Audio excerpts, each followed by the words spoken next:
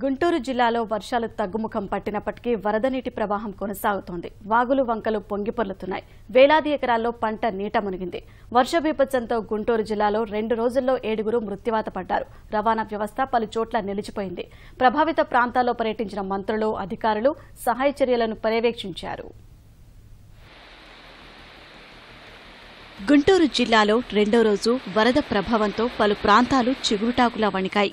ప్రత్తిపాడు, బాపట్ల, పిడుగురాళ్ల, పెదకూరపాడు నియోజకవర్గాల్లో వాగులు వంకలు పొంగి ప్రవహించాయి. నల్లమడ వాగు ఉధృత ప్రవాహంతో కరకట్టలకు 7 చోట్ల గండ్లు పడ్డాయి. బాపట్ల మండలం జిల్లెలమూడి వద్ద 2 చోట్ల గండిపడగా యుద్ధ ప్రాతిపదికన పూడ్చారు.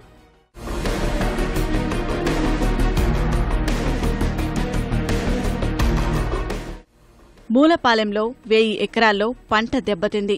నల్లమడ వాగు ప్రవాహంతో గార్లపాడు ఇంకా జలదిగ్బంధంలోనే ఉంది. న్యూజిండ్ల మండలం భూమాయపాలెనికి చెందిన 8 ఏళ్ల బాలుడు తరుణ్ బయ్యారం వాగులో పడి మృతి చెందాడు. మాచవరం మండలం వేమవరం వద్ద రాళ్లబండి వాగు ఉధృత ప్రవాహంతో 3 గ్రామాలకు రాకపోకలు నిలిచిపోయాయి. సత్తెనపల్లి, నరసరావుపేట, పిడుగురాల పట్టణాలు నెమ్మదిగా తేరుకున్నాయి.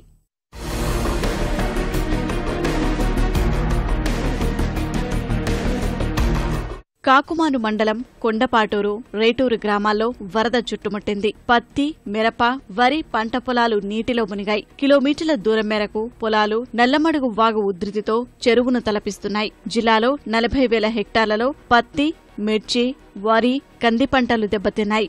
ఆరుగాలం శ్రమించి అప్పులు చేసి పంటలు వేస్తే తుడిచిపెట్టుకుపోయాయని రైతులు ఆవేదన చెందుతున్నారు. దాదాపు ఇటు 2000 ఎకరం దాకా ఉంటుందండి. పత్తి, మిర్చి నాటారు. దాదాపు ఎకరానికి వచ్చేసి ఇప్పుడు 15,000, 20,000 ఖర్చు పెట్టారు. ఈ ఎల్ల వల్ల మొత్తం కూడా డ్యామేజ్ అయింది. ఏం వచ్చేదేం లేదు దీంట్లో. ఎకరానికి 15,000 ఖర్చు పెట్టామండి. ఏమీ రాదు, మళ్ళీ వేసుకోవాల్సిందే. ఇప్పుడు మాకు వరి పైర్లు అయితే ఎకరానికి వచ్చి 15,000 నష్టం అండి. మళ్ళీ నారు తెచ్చుకోవాలి, కొనుక్కొచ్చుకోవాల్సిందే. ఏడన్నా కానీ నారులు కొనుక్కొచ్చుకొని మనం వేసుకుంటే మళ్ళీ ఎట్టాని వర్షాకాలం కాదు ఎట్ట జరిగిద్దనే చెప్పలేదు. వరద బీభత్సంతో గుంటూరు జిల్లాలో పలు ప్రధాన రహదారులు దెబ్బతినగా వాటిని అధికారులు పునరుద్ధరించారు. పలుచోట్ల రైల్వే ట్రాక్లు కొట్టుకుపోవడంతో రాకపోకలు నిలిచిపోయాయి. జిల్లాలోని వరద ప్రభావిత ప్రాంతాల్లో ఉప ముఖ్యమంత్రి నిమ్మకాయల చినరాజప్ప, మంత్రులు ప్రత్తిపాటి పుల్లారావు, రావెల కిషోర్బాబు, కలెక్టర్ కాంతిలాల్ దండే పర్యటించి వరద నష్టాన్ని ప్రత్యక్షంగా పరిశీలించారు. నీరు చేరి కుటుంబాలకు ఏదైతే ఇబ్బందిగా ఉందో వారికి రైసు, కిరోసిన్ ఆయిల్ ఇలాంటివి కూడా ఇవ్వడానికి ప్రభుత్వం నుంచి ఆజ్ఞలు తీసుకుంటున్నాం.